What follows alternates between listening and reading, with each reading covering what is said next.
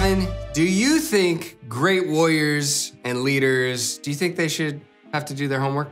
Well, obviously, or else you're not gonna know what to do. Yeah, and that's probably part of how they become great leaders and warriors, as we'll see here. We're gonna read what you just read again from Joshua chapter 2. I will read it, verses 22 through 24. Here we go. When they left, those are the spies, when they left, they went into the hills and stayed there 3 days until the pursuers had searched all along the road and returned without finding them. Then the two men started back. They went down out of the hills, forded the river, and came to Joshua son of Nun and told him everything that had happened to them. They said to Joshua, "The Lord has surely given the whole land into our hands.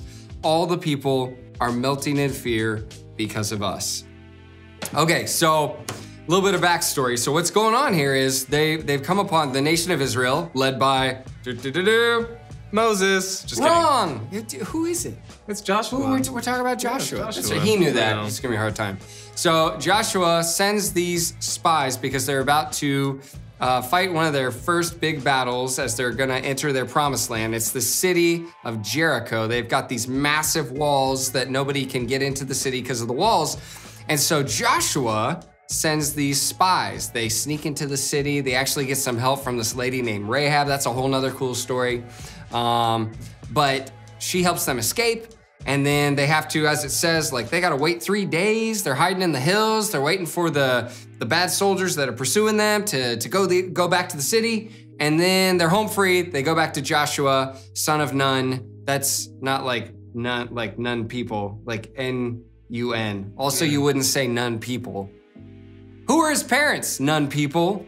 That's not how you say things. So anyway, Joshua sends these spies. And I know, like, it's not like Joshua's doing homework. He's not like doing math homework or, English homework, but he's trying to do kind of a homeworky thing where it's like he's got to be prepared, right? You got to do whatever you can to prepare for, for in school. It's like you want to pass this test, you got to study.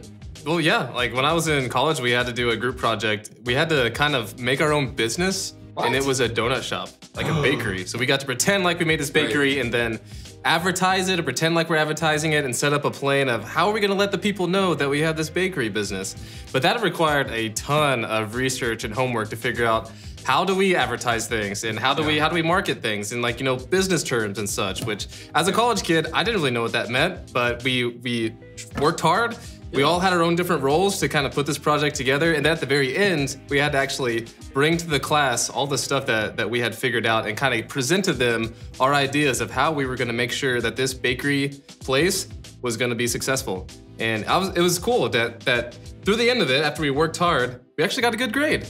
And I kind of wish this bakery thing would have took off, but it was just a school project. I have the most important question I have for you is, did you get to eat lots of donuts as like research, doing your homework?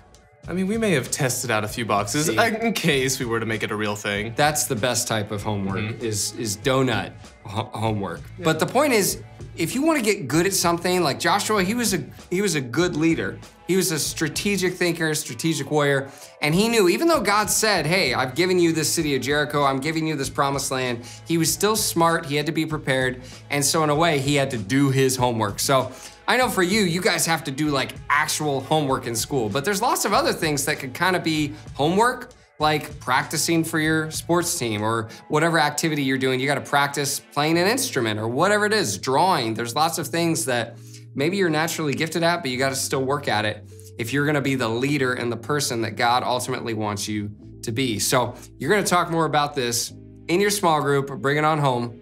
But our main point, maybe not your favorite, is you gotta do your homework. You gotta do what you gotta do to be prepared to be the leader that you're gonna be. So talk about that more in your groups. We'll see you next time.